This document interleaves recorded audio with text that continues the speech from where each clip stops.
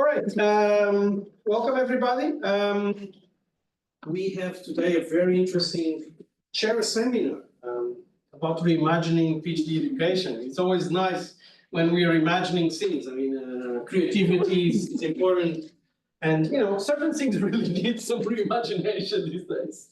So the title of the presentation is Reimagining PhD Education, Navigating Global Shifts and Expanding Career Horizons. And this makes complete sense because more and more PhD education is changing, but also the places of work for PhDs have been expanding. So with us we have Marina, Maria Garcia Morante. She's a PhD at the Universitat Ramon Llull in Barcelona, Spain. If you haven't been there, I strongly advise you to visit. It's a very nice city and very nice country as well. You're welcome. She holds there a research scholarship. So she is involved in the SINT research group and is a member of the yearly C24, which she was showing. I don't know if you could see, but she was showing that group on research careers and education. So she does research about PhD holders' careers and transitions across sectors as part of a project called Early Career Researchers Identity Development, which is led by Montserrat Castelló. Through her thesis work, she explores the dynamic landscape of PhD holder careers beyond academia and seeks to enhance PhD education through the lens of responsible research and innovation. You might want to explain briefly what this is, because I'm not sure here is very popular or not. I will. So the floor is yours. So in this presentation, we will navigate PhD careers, but also some policies such as responsible research and innovation. So thank you. Well, first of all, thank you, Hugo, for letting me to stay here in Hong Kong to share with you all our research, and also to all the PhD students like Monique, Ian, that they have been really supportive, also providing me some feedback for the presentation. So, well, in this seminar, we will delve into the evolving landscape of PhD careers, but also policies. We will explore the experiences of PhD holders working outside academia, and we will finish discussing whether the PhD education is aligned with or not with this new landscape. I will base this seminar not only in findings from my thesis, but also from findings from our research project, Early Career Researchers Identity Development, and also some worldwide research evidence. So I would like to share just 1 second with you our webpage. This is the webpage of our research project. Here you can find some outcomes, resources for career development, and also our team. And you can go further in all the projects that we have been developed before. So I invite you to search for more information in our research website. And before starting, I would like to share with you 2 stories. The story of Sebastian and the story of Rebecca. And Tink, could you please read Sebastian's story? I completed my PhD in educational psychology in 2010. After several years of working on precarious contracts as a university lecturer, I decided to pursue a career outside of academia. Since 2015, I've been specializing in policy consultancy, conducting research, evidence reviews, and data analysis for public educational institutions, as well as project evaluations.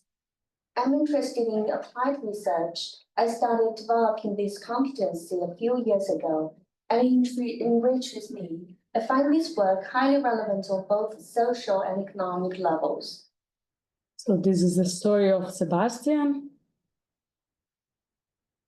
And now, could you read, for example, Monique, please, the story of Rebecca? I completed my PhD in education in 2015. I have always enjoyed balancing academia with professional practice.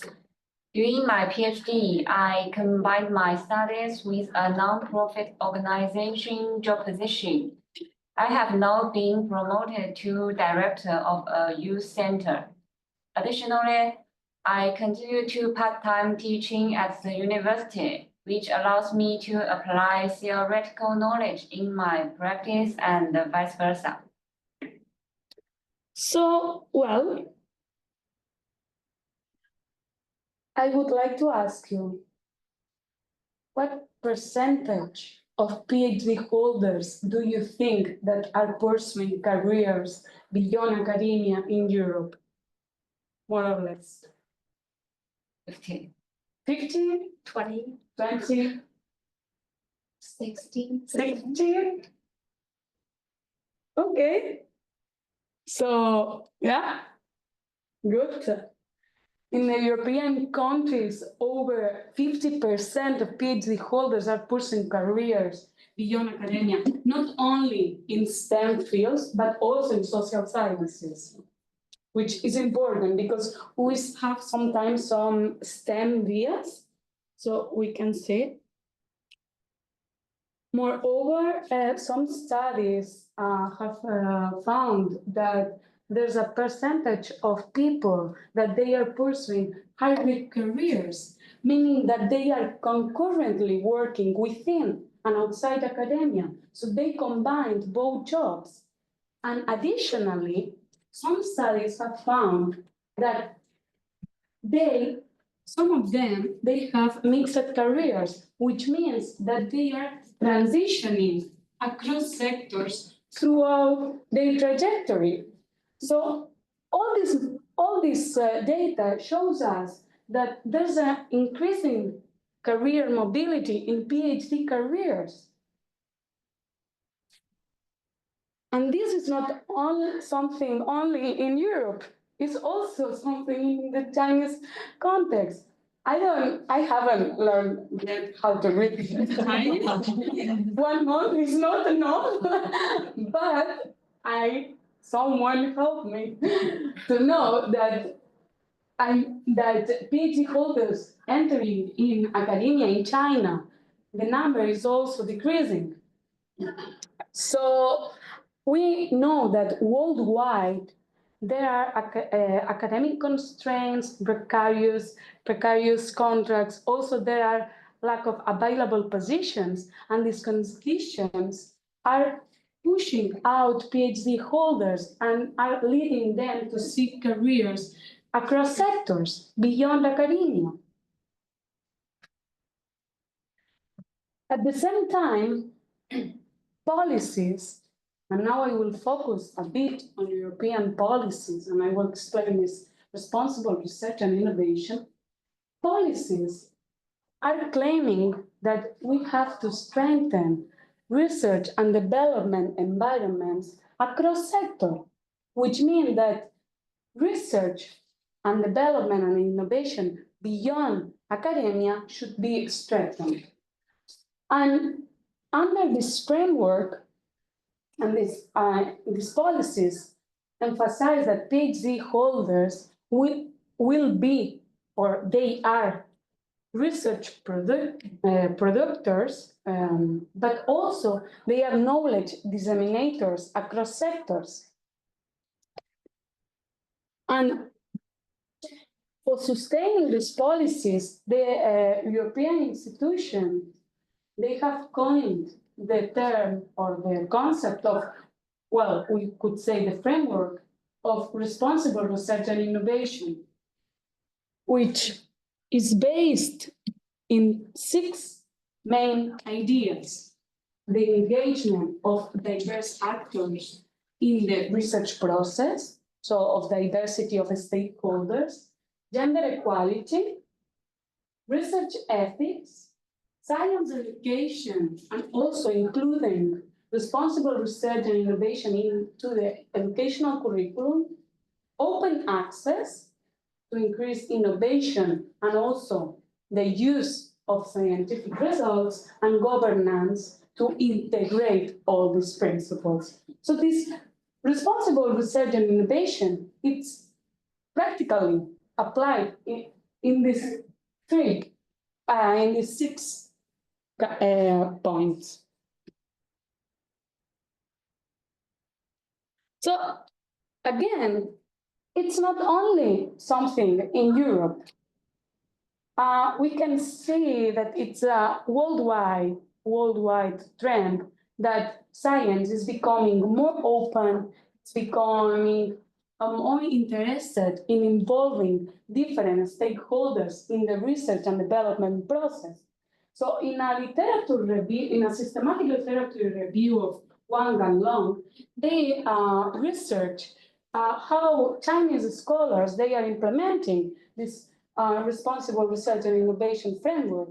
And they found that this framework, because it is an European framework, it's not completely translated to the Chinese context for obvious cultural policy and several differences between countries. But the research in China is also being attracted by ethical principles. So there are many policies, and also there are many research groups focusing on ethics, and also the inclusion of experts. So we can say that with differences between countries, because there are many differences, but we can see that there's a global trend in PhD mobility, career mobility, and also in strengthening research and development environments across sectors. So if we can see that it's a worldwide trend, it is worth to ask ourselves, okay, so now we have this landscape, so how PhD careers look like? What do they really do? And how are their experiences? So we know that PhD careers outside the academia can be equally fulfilling. We know that that some working conditions, such as job stability, work hours, and salary, tend to be better outside academia, and that these are factors that are really intersecting on job satisfaction. And recent studies have shown that there are no overall differences in job satisfaction between PhD holders working inside and outside academia. However, we also know that transitions are challenging. We know that leaving academia can be a high pressure and a stressful process, especially when we don't have career guidance and support and networks across sectors. And some research has also shown that PhDs may experience some challenges when entering in non-academic workplaces. Why? Because sometimes they feel overqualified, so they experience job skills mismatch, and also sometimes they can have a kind of cultural shock, because you know that academic culture is really, it's quite different from other workplace cultures. And in a recent systematic literature review that hopefully it will be published soon, we found that this challenge are often separated in humanities, arts, and social sciences trajectories. Moreover, we know that there are many push and pull factors that push PhD holders from academia, but also that pull PhD holders towards non-academic sectors? Do you know any factors? Any factor coming to your mind? Salary? Where? Reputation. Reputation? Where? Reputation? Right there. In academia, reputation is, what do you mean? If the student want to get a high reputation in the academia, they may be coming to the academic sectors more. Okay, so it would be a factor pulling them to academia. Yeah, if they Okay. want to get more high salary, maybe in Chinese context, they maybe go to non-academic. Okay, so salary would be a pull factor. Okay. Do you know any? The pressure of publication. Oh, yes, the pressure of publication will push them outside academia.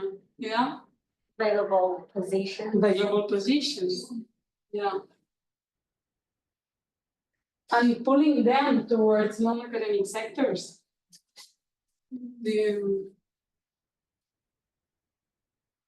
What do you think that pull them towards non-academic sectors? The inner motivation, the inner passion. Okay, that's really interesting. Inner passion. Okay, for example? After you really love your fields, love your research fields, and you really want to invest your time, your whole life to this topic. Okay. So that's your inner motivation. Okay, like Sebastian's story that he was saying, I love to do applied research. I want to contribute to education. I want to change the world. I want to. Okay, yeah. So yes, good job.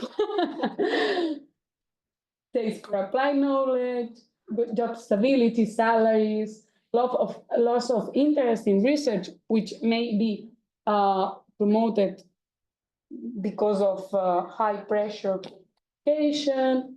Yeah. So we know that there are these push and pull factors interacting, but however, there's a lack of understanding on how the engagement and disengagement experiences are when they make their transitions from academia towards their non-academic workplaces, and how all these working conditions, personal values, and also professional support interact in their experiences. So we are now we are working now in a study that these engagement experiences of past PhD holders pursuing careers beyond academia. And we ask ourselves these two research questions. How did past PhD holders explain the transitions to a career beyond in terms of engagement and disengagement, and how working conditions, personal values, and professional support interact within these experiences. So just a very, some points of the theoretical framework is that we understand transitions as part of career trajectories.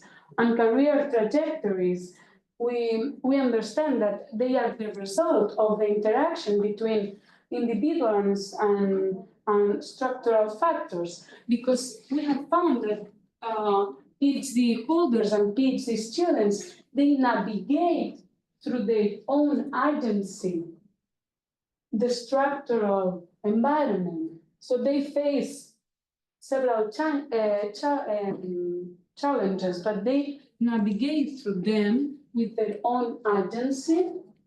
But also we think that trajectories are not only about what's happening now, but we know that prior experiences and career expectations also interact in these career trajectories. So we understand these transitions from academia to beyond in this frame of PhD holders' career trajectories. Moreover, you can ask, okay, but what engagement is? What is engagement? We understand engagement as absorption, dedication, and vigor towards one's work.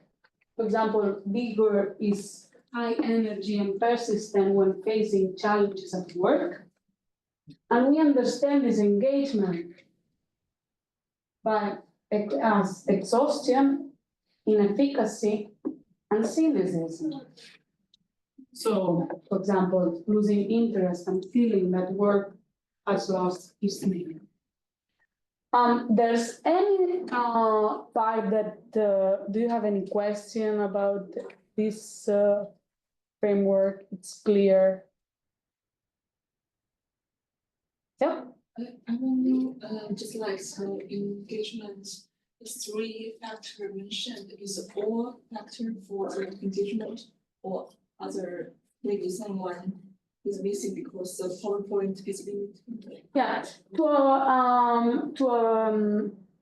to our understanding, these are the three constructs that are inside engagement. So we have taste them, both qualitative and quantitative. And yeah, we think that they are the three constructs, but for sure you will find other theoretical perspectives, but this is the one that we use. So yes, they are the three constructs that. And also professional support. We understand that it's composed by instrumental support, so time, money, fundings. Informative support, which is feedback, this open environment for discussing ideas, guidance, learning opportunities, and emotional support, which is about a sense of belonging and feeling that you are appreciated for your colleagues or from your, or feeling belonging and appreciation in example, in a research team or in a workplace. So what we did is that we conducted a study.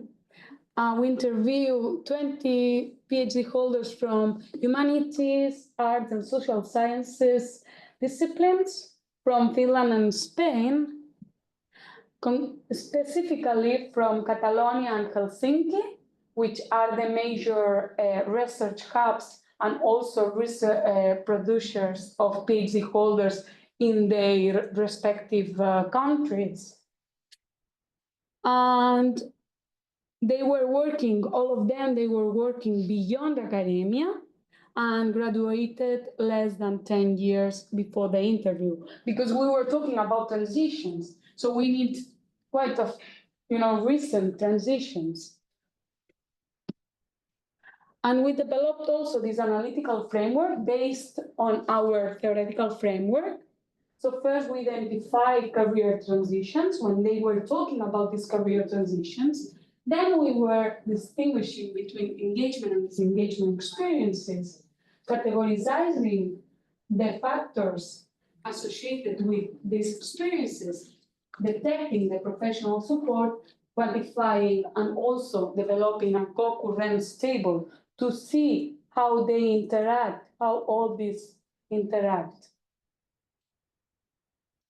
So we found 3 key results. Regarding the first research question, first we found two career types, so 2 types of transitions. We found a group of PhD holders that they were transitioning towards non-academic positions, and we found another group of participants that they were transitioning towards hybrid positions in both countries.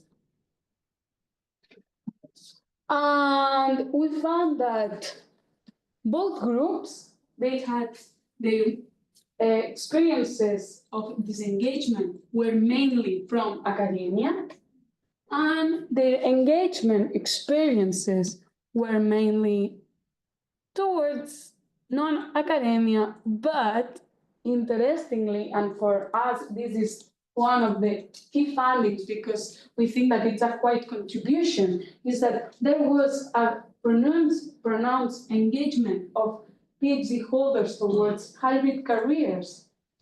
For us, it suggests that rather than being an intermediate option of those that want but they cannot be in academia, it can result in an engaging career option. So here we have one quotation of Anne. It was about disengagement.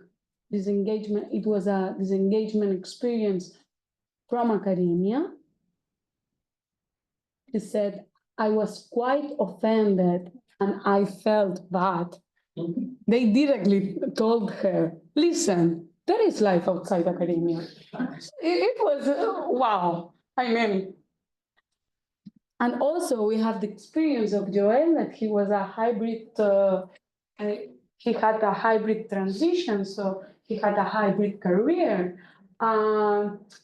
With a colleague, he decided to start their own company. And for me, this is really nice because my professional dream was probably to get as many meaningful jobs as possible where you could combine them and then get paid for that combination. Because they had their own company, and then from the company, they were giving and providing seminars to the university. So for him, he was.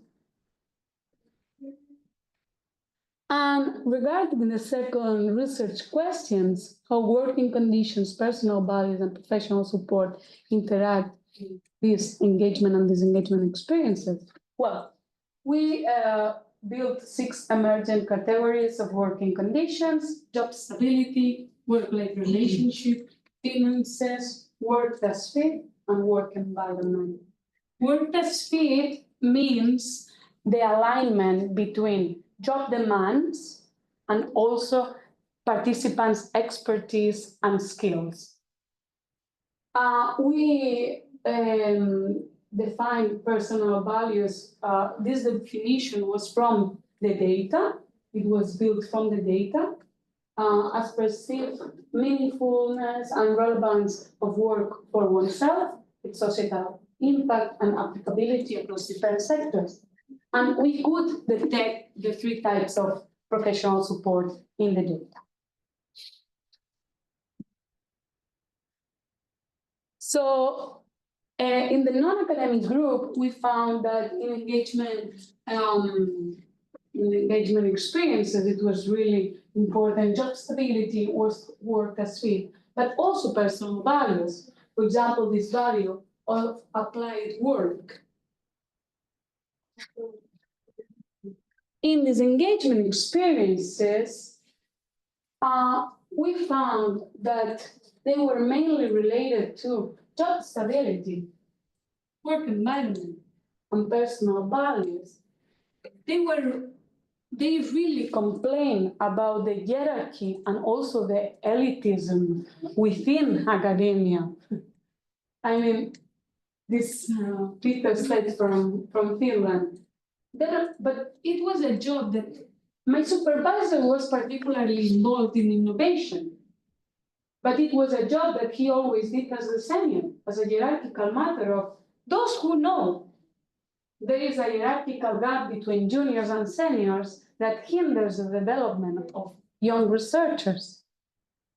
So he was like, this work environment is not providing me opportunities to professional development because of its hierarchy. Regarding hybrids, we found that for them, personal values was surprisingly important in their engagement experiences. But if in the group, in the previous group, it was really important applied work, in this group of participants, the most important value was about knowledge transference and dissemination across sectors. They thought that their positions within and also combined outside academia provide them a position in which they could really exchange knowledge across sectors. And regarding these engagement experiences, they were mainly related to work environment, work-life relationship, and job stability. So starting for work environment, they criticized that sometimes in their non-academic workplace, they did not have the opportunity to give feedback, to improve their professional practice through research evidence. For example, Paulina, she said, it still happens at work that I am asked to do a literature review, and I am asked to be quick, not to get too specific. In education, there's still a dichotomy between theory and practice, as if the rigor were a problem. No one would question that there's a research behind a vaccine. I would like to apply more applied research processes, but I'm tired of insisting. Moreover, they had to struggle with having 2 jobs, which for sure it was not easy. Especially because they expressed that at the university, the contract that they have is part-time, which is okay because they cannot have 2 full-time jobs, but it's low paid, and also they have to renew it every year. So they are in a position of disadvantage of full-time scholars. And finally, in this concurrence table, we can see that all these experiences were related with the lack or the receipt of the diverse types of professional support. For me, it is especially interesting that, for example, in the case of hybrids, when they were talking about this knowledge transference, they mainly mentioned that.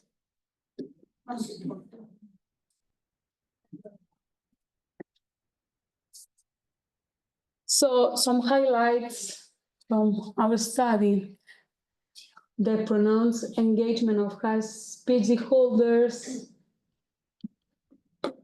the pivotal role of professional values and positive work environments in career transitioning. Also for us, it resonates with a previous study that we have done, in which PhD holders expressed that they were doing knowledge brokering activities in their workplaces, even when they are not asked for it for them. So it was a kind of natural, maybe for providing meaning to their careers across beyond academia. We don't know the motive yet, but they were engaged in a lot of knowledge brokering activities.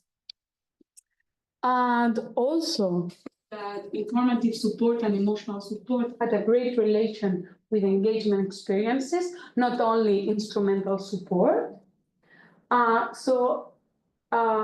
Lack of support together with their engagement in person careers beyond academia underpins the role of individual agency among us PhD holders.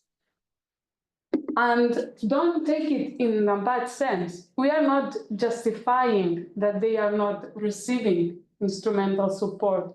We are saying that agency is really important in their careers.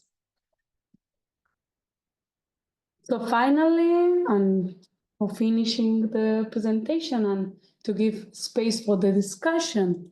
We have seen the increasingly PhD career mobility, also the policies, also the experiences, and now as people that we are in the field, researchers that we are in the field of higher education, it's really important to ask ourselves, okay, so now, is PhD education aligned with PhD holders' careers and policy recommendations? So we did a study in Spain. We interviewed 35 participants who were related from academic PhD programs in different disciplines and worked outside academia. And we found three important aspects. The first is that PhD education seems not sufficiently linked to societal issues and actors. So we saw, and this is not only about our previous our study, but I will discuss with some other evidences that PhD holders working outside academia, they often see as a drawback the exclusively and the focus-oriented academic focus of the PhD education. So, for example, these quotations, as it says, PhD training is exclusively focused on the academic sector, right? And then one is very much into the idea that is to continue along the academic pathway. And nowadays, it's not like that. Moreover, PhD holders working in hybrid positions, but not only in hybrid positions, but working within and outside academia, they often perceive that PhD education presents challenges in equipping them for knowledge transfer.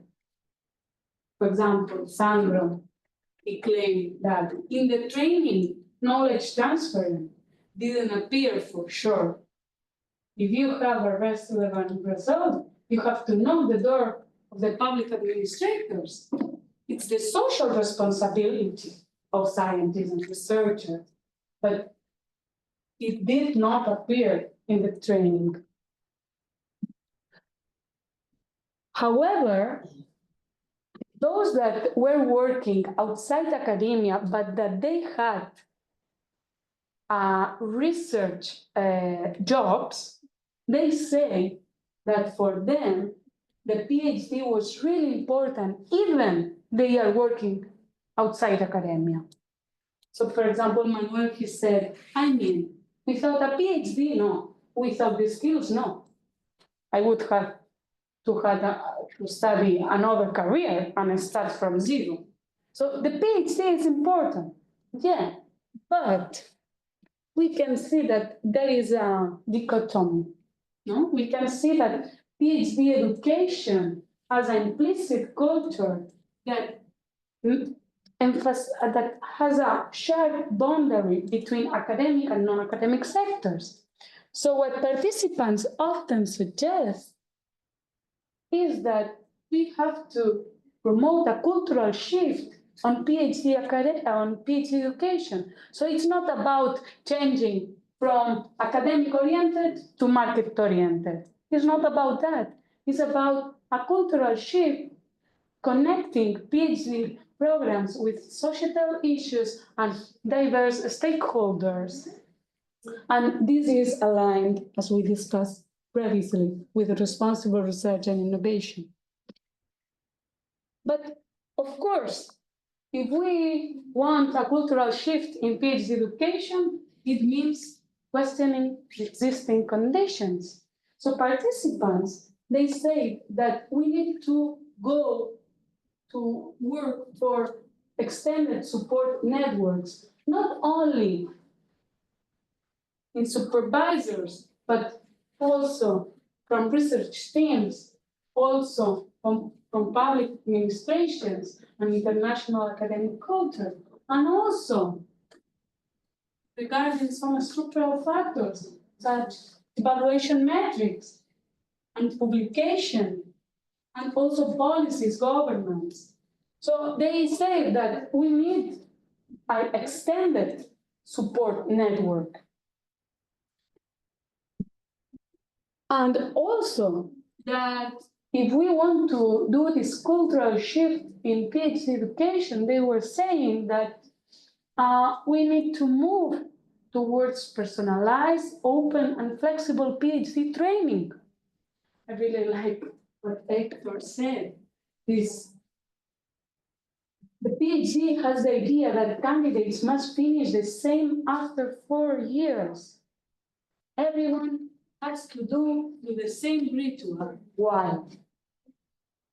Maybe, and he was suggesting maybe our PhD journey can be a negotiation between my career expectations, the supervisor expectations, also the research team, so we can negotiate how to do this journey.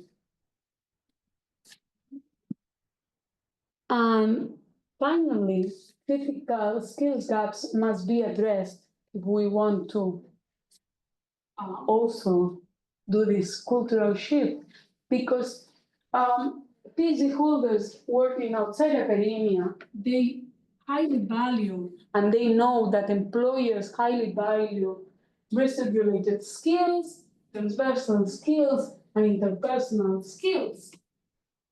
But they express that they lack wider communication skills, so communication with diverse stakeholders, with the society, so dissemination, knowledge dissemination, and also that they lack project management skills. And this is really critical because we were saying in the beginning that PhD holders were expected not only to be research producers, but also to be knowledge disseminators across sectors. So I will stop here. I will read this slide and then we can come to the discussion. Worldwide, there's an increasingly career mobility among PhD holders.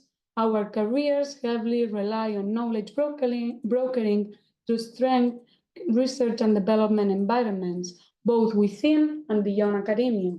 Yet, although we are considered primary producers of research and disseminators of knowledge, we lack professional support in our current and likely future experiences. Changes are required in several environments, from governance until publication policies. One environment where we can further promote and rethink these changes as researchers in higher education is PhD education. So, two questions: how do you reimagine PhD education after all this presentation? And how do you reimagine research and development environments? So thank you very much, Shishia.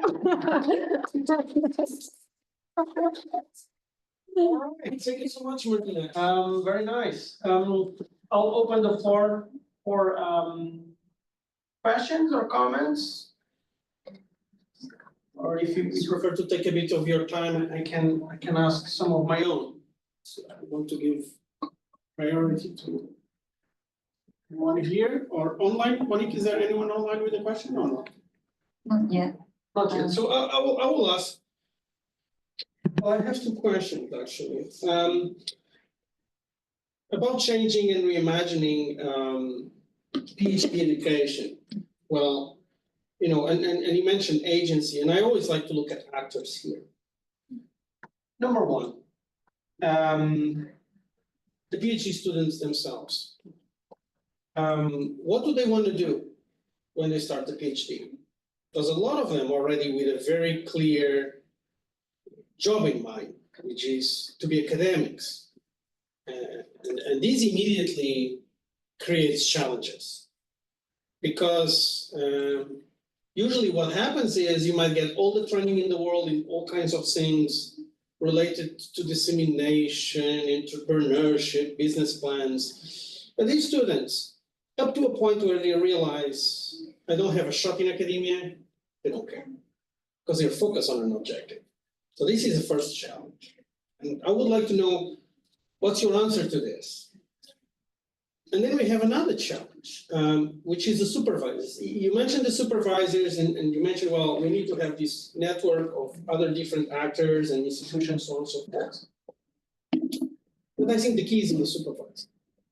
And the problem is, I mean, if you have academics as the supervisors, they can only train people to be more sick. And I remember when I was doing my postdoc for a completely different study, I was in Japan and I talked to a guy who was completely ostracized by the rest of his department, and he didn't care.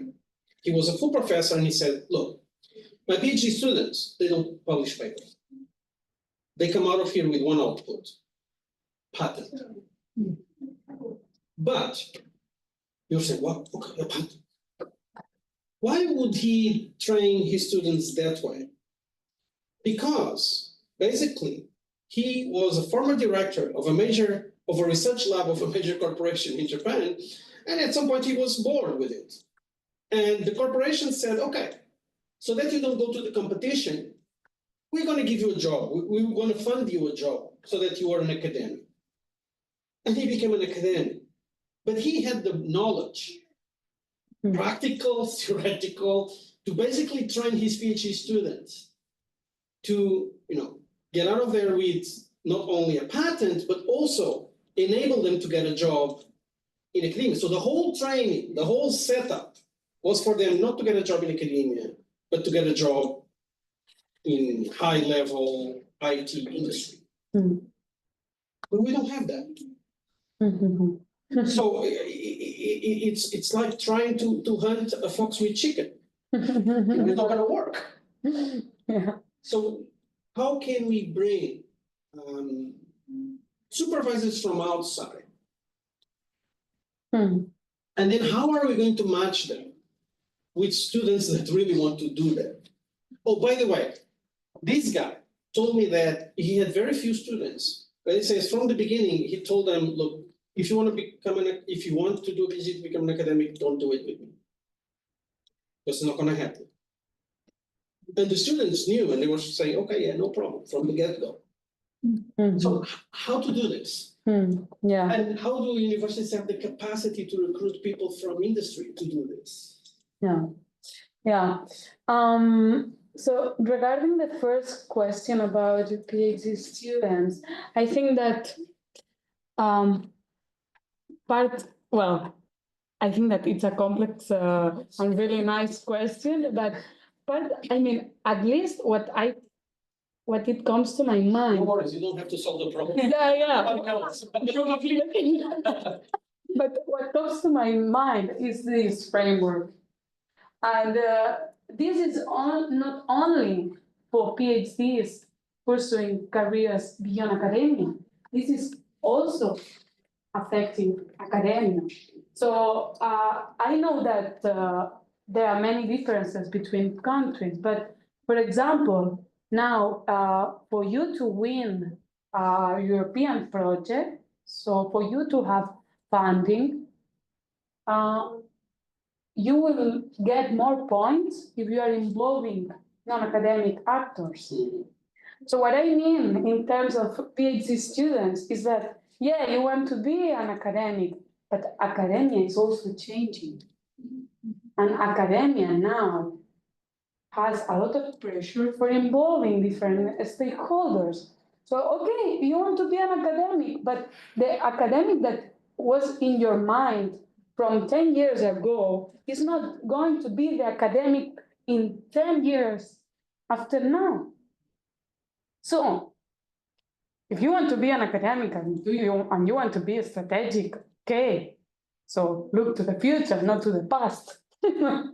So But of course that this is really challenging with the publication requisites. So yeah, because this is really contradictory. I mean, there's a dichotomy here. We can see that we are towards open sciences, but metrics are changing in a slow path. So yeah, a lot of contradictions. Yeah, for sure. And thank you for this interesting question, because I think that we should reflect on these contradictions. And yeah, for sure that another contradiction is about. Thank you, Hugo, because I think that this is a really important question. One option is this co-supervisor model that is growing, that you have two supervisors, but of course that is an issue how to involve non-academics to supervise, especially when they are not paid for it. So especially when this is happening. But also, and that's why I think that it's really important, this extended super network, because sometimes it's not only about being supervised from academic and non-academic sectors, but to having the networks with non-academic sectors. So to having some networks and to know people beyond academia. So I think that universities should strengthen their networks across sectors and not only in STEM fields, because we can see that in STEM universities they have spin-offs and a lot of industry relations. But what about humanity, arts, and social sciences universities? Do we have an extended network with educational organizations, with educational companies, with educational initiatives, with community-based projects? Do we have? So, yeah. But it's not an easy. It's not an easy. no, but I think that contradictions should be, yeah. And thank you for your question. Well, thank you so much. It's really interesting. I was finding this concept of hybrid career. It's very interesting, and what I expect it will happen more and more open with all different regions. First, different sectors, they need different expertise, and then not enough jobs in academia. So all different regions.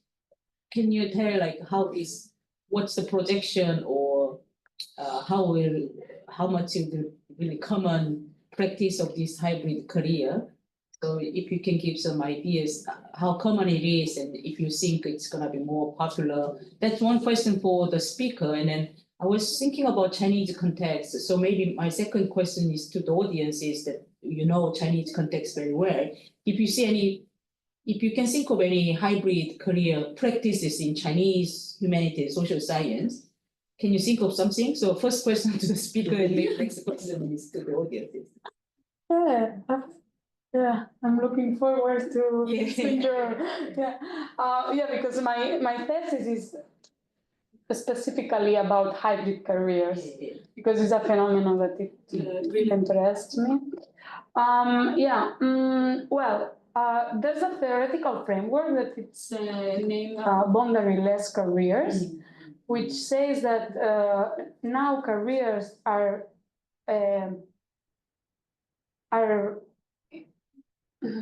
being constrained less and less by boundaries between sectors. So people is moving more and more, and also combining more jobs, even 3 and 4 jobs. So I think that this will increase. Yeah, this trend of hybrid careers will increase, because also academia is providing more part-time job options than full-time. At least in the context is what is happening. And for you to get these part-time positions, you should have a job outside academia, not only to sustain yourself, but also because it's about the law. So yes, I think that it's something that it will happen. And also because I think that they really rely on this personal values of knowledge transference and dissemination across sectors. And I think that because we are changing from the mode 1 and mode 2 of science production to these new frames of quadruple and 5 helix in which more stakeholders are involved, I think that also early career researchers, we are also cultivating these personal values of knowledge transference. So yeah, I think that it will. Okay. Thank you for your question. I'm looking forward to your experience on hybrid careers in the Chinese context. Is the audience time? Yeah. Humanities, social science. I'm thinking about like maybe not go outside the higher education institution, but even within the institution, it's like they can start from like teacher research job, but the hierarchy thing in Chinese higher education is like different. They can go somehow at some point they can go leadership. They can go administrative work, that orientation. Yeah. Then research for them is like totally different things. It's more like publication, public targets. They only need those publications for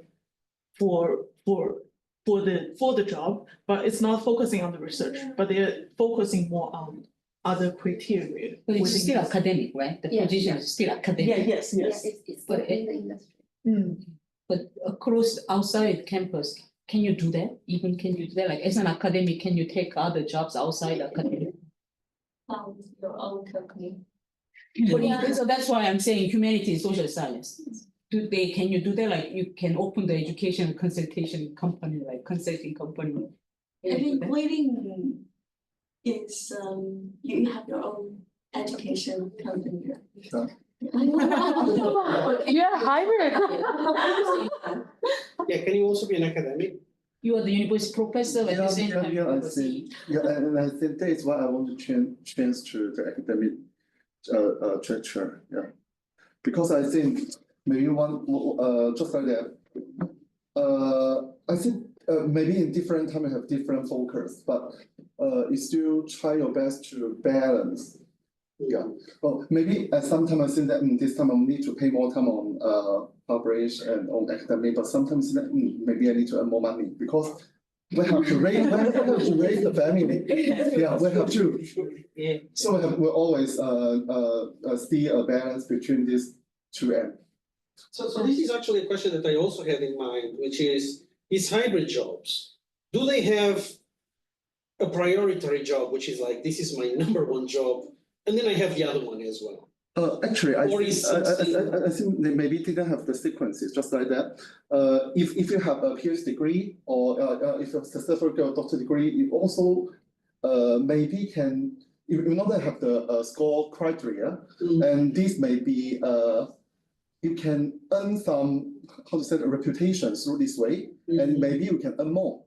Maybe, but actually, who knows? But legally, can you do that at the same time? You have like part I think that's policy. policy. Like Yeah, in yeah. universities, they encourage professors to be entrepreneurs. But now in mainland China, I know many universities have the center which try to transfer some academic output into the. I think it's very difficult for humanity. That's what I mean. Usually Science, Western technology, science, yes, it's very common. But I think we do have like policies. We encourage whether you are from humanity and also STEM, but it's just like it's very difficult for humanity to do that. But I learned an idea like public scholarship from a book from American writer. They think probably for humanities we can think about to be a public scholarship. So it's still it's in the academia, but your audience is more like the Public. public. So it's like a knowledge transfer in certain way. You still work that, but publication probably is not your priority. You may focus more on the public audience instead of in the research community. So that is probably one alternative. But I think your interviewees are different. I think your interviewees, from what I gathered from the quotes, it's people who didn't make it in academia. They went outside of academia, but maintain still like a partial teaching job, which is different from what you're saying. You're saying is, okay, I'm in academia, probably I'm already established, and now I create my own company. Or I already have a company that is half dormant, and I do a bit of both. Yeah. So, but this is quite important for your work, because we're talking about completely different crowds. They are really different. Yeah, especially because in my work, their first job is outside academia. They work outside. They are teachers in primary schools. They are, I don't know, they work in youth centers. They work in mobile companies. A lot of different jobs. But then they remain teaching and collaborating with academia. Let me ask you, how many of them still aspire to have a shot at academia? In academia. Of all the participants that I have, Only one. So they still. Only one. only one. Did you Okay, choose that the is participants surprising. purposefully or random? No. It in reality, because this is, so my thesis is part of this largest research project. This hybrid careers is not something that I was trying to find.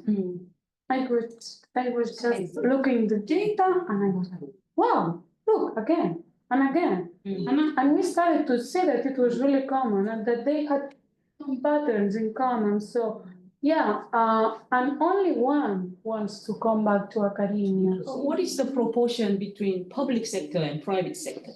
You know, like public school teachers are, I would say it's public sector. Some of them, they work in this mobile company, private sector. Yeah. I think the inspiration will be very different, whether you are in the public sector, private company, earning a lot, proportion. Yeah, the difference is especially between STEM, because I have also Data. the data from the STEM participants. So the difference is especially regarding the STEM or HAS discipline. Because mainly of them, they started in these hybrid positions when they were starting their PhD studies. If they were working outside academia, then they were like, I'm passionate, I want to learn, I want to research, and some of them, when we asked them about their career aspirations at the beginning of the PhD, they told us being hybrid or academic or only outside, but in STEM, we found that it's more about, okay, I just take my path and then I can provide my expertise to academia. So it's quite different how they go. Were they like part-time PhD student? Then it's very different starting point, right?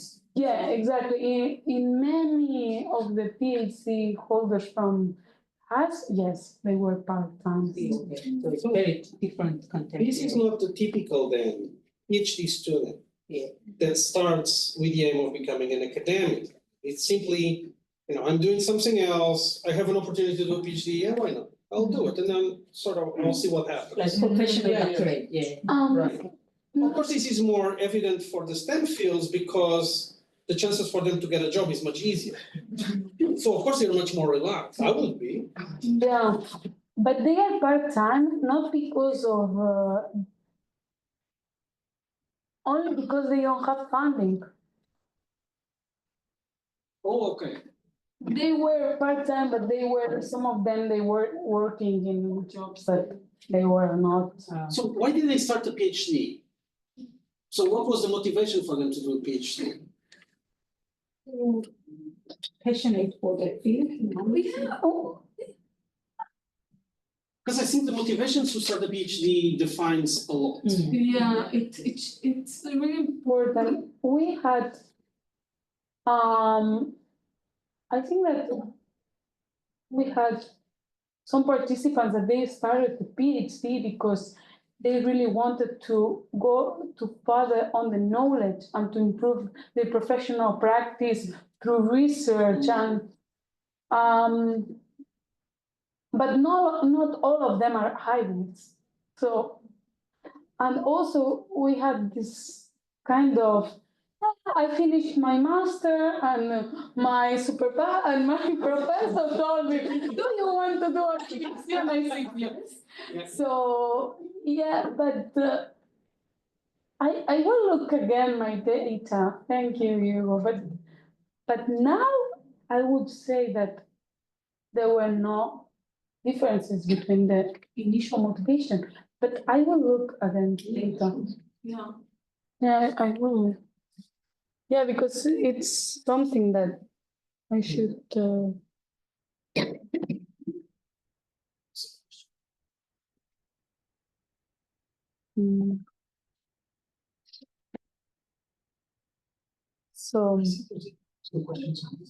Yes. I have several questions. What are the primary challenges faced? Okay, so the first question is, what are the primary challenges faced by PhD graduates who pursue careers outside academia? What opportunities are emerging for PhD graduates in non-academic sectors? Okay, so the primary challenges that we found in the literature, we would say the job skills mismatch. So they feel that they are overqualified and that the PhD is not valued and is not recognized enough. And also what opportunities are emerging for PhD graduates in non-academic sectors? Well, what data shows us is that there are increasing opportunities because many sectors are developing research and development departments. For example, one of our participants, she was explaining, she's working in an educational NGO, and she was explaining that they created a research and development department in their own in her own nonprofit organization to improve the practice. So I think that these are opportunities in the non-academic labor market, but also there are many opportunities such as data analyst, policy consultancy in the public administration. Sometimes they also look for people with research-related skills. There's a study of Bowman that was conducted in the 2021. It's called Doc Enhance, and you can find several laboral opportunities of PhD holders in Europe there. And the second question says, thank you for your time. Okay. How does social support influence the career trajectories of PhD graduates who venture? Are there specific types that are more beneficial for these graduates? Yeah. So,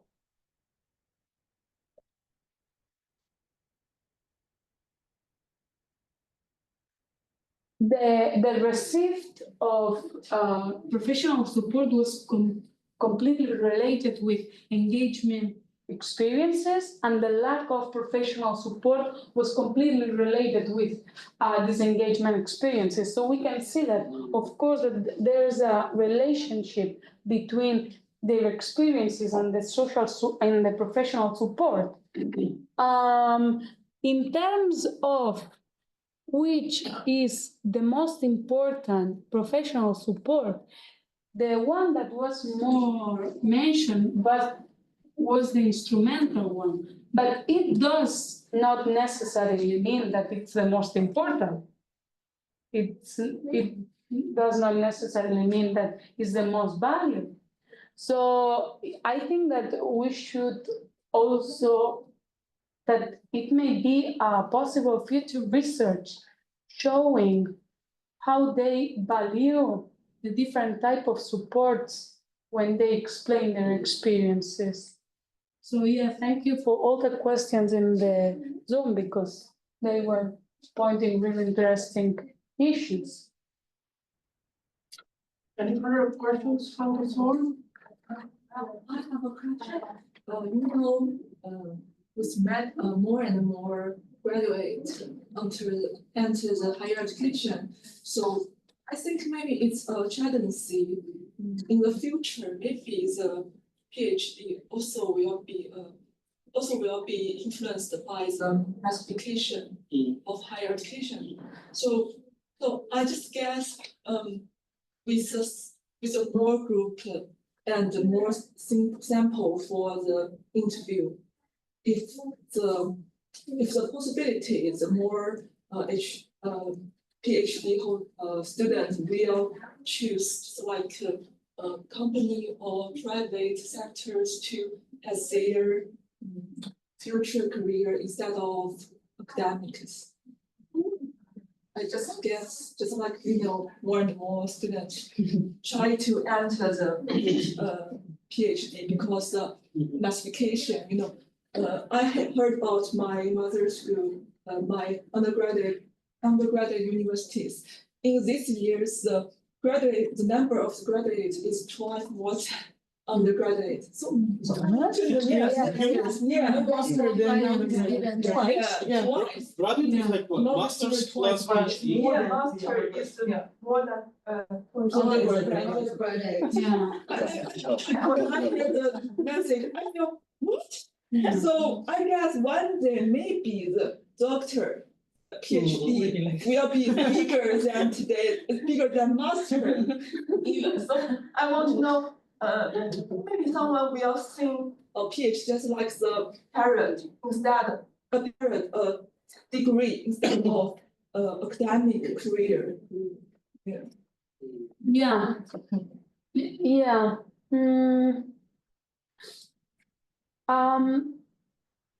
Well, I would like to do two comments. The first is that in Europe we had also this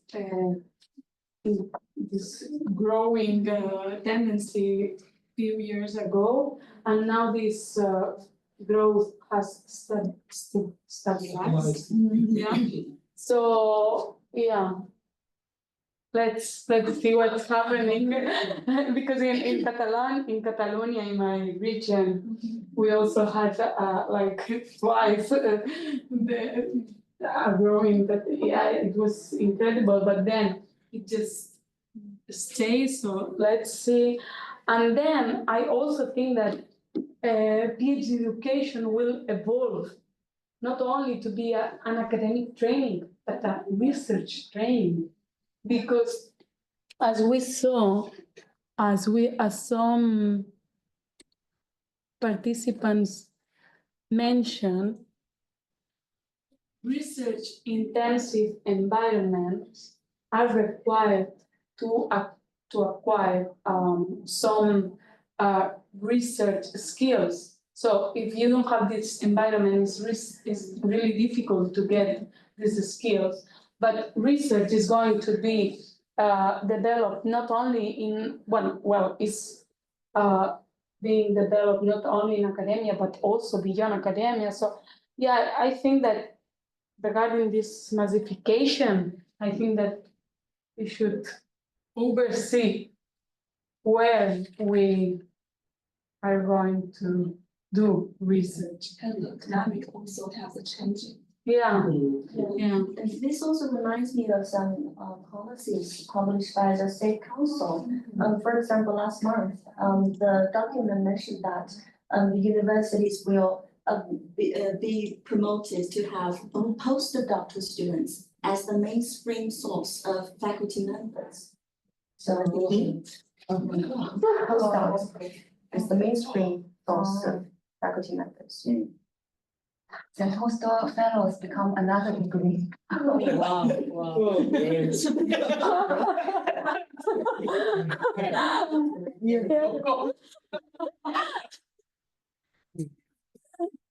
See, you mentioned quite often teams, right?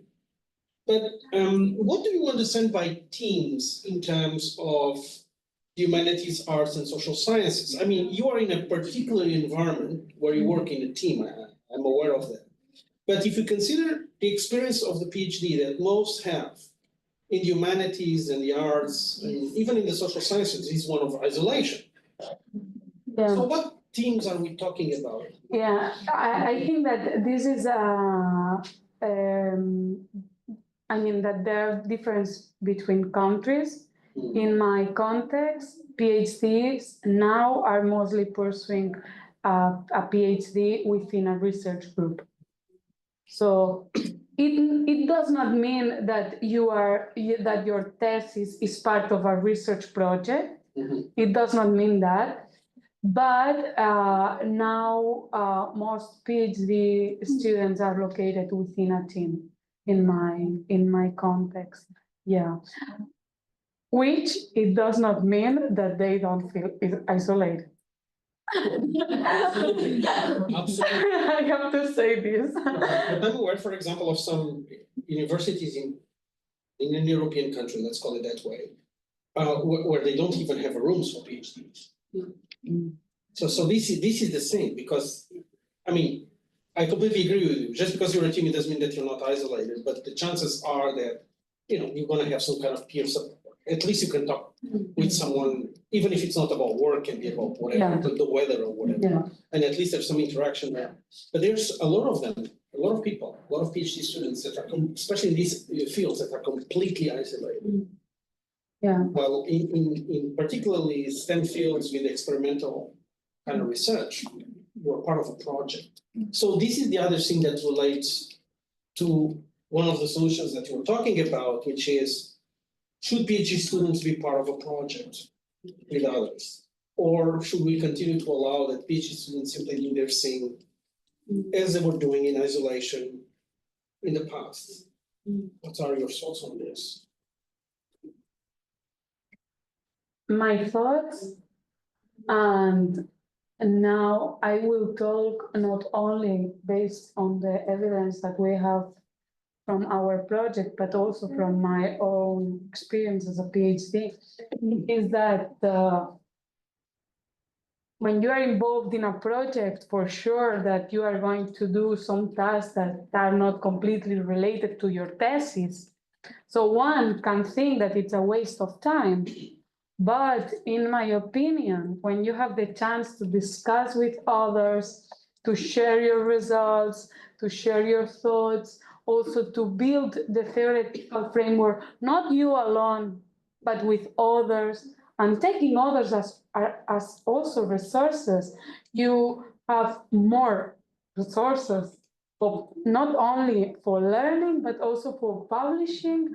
And so I think that, yeah, in my opinion, I could say that I can, because also PhD is a process to become a researcher. You are developing a researcher identity when you are doing a PhD. And to become a researcher, you need others. You need to socialize. It's a socialization process.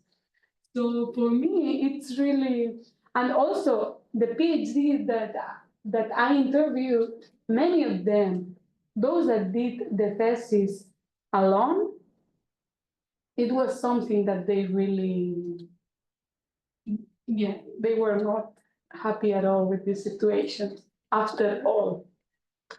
Because, sometimes you can feel that it's a waste of time, but when you have done the PhD, you see that this time used for discussing, it was not a waste of time. It was really fruitful.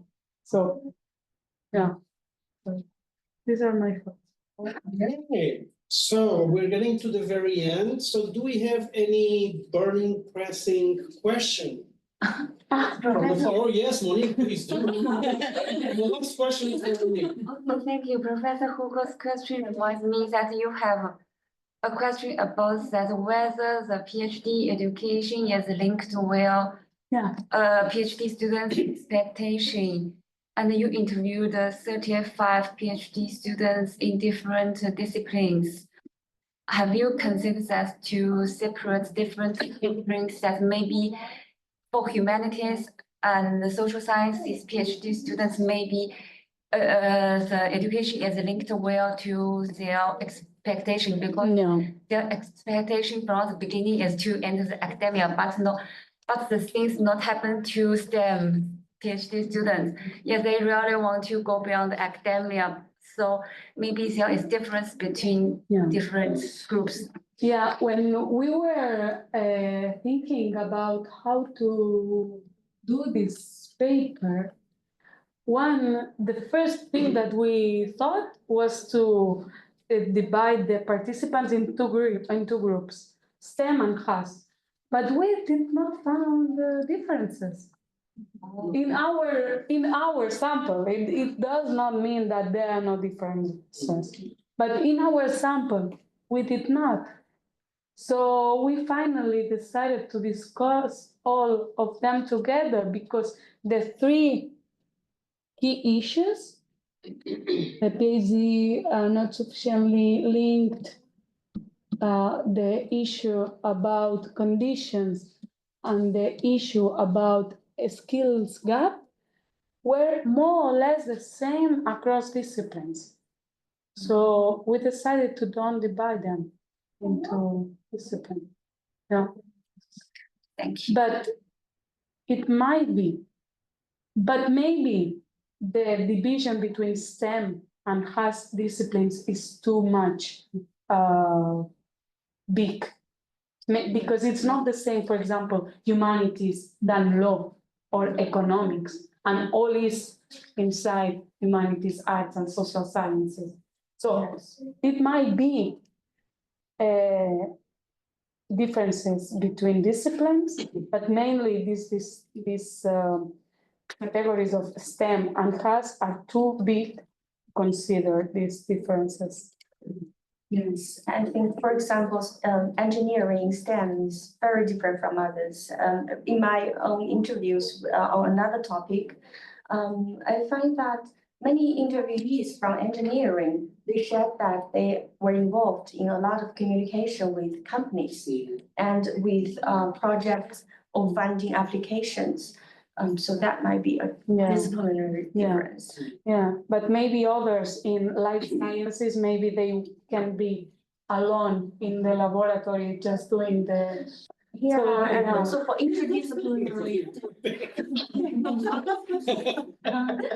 And yes, and also for interdisciplinary fields, for example, physics and medicine. One of the interviewees was doing nano scanning machine.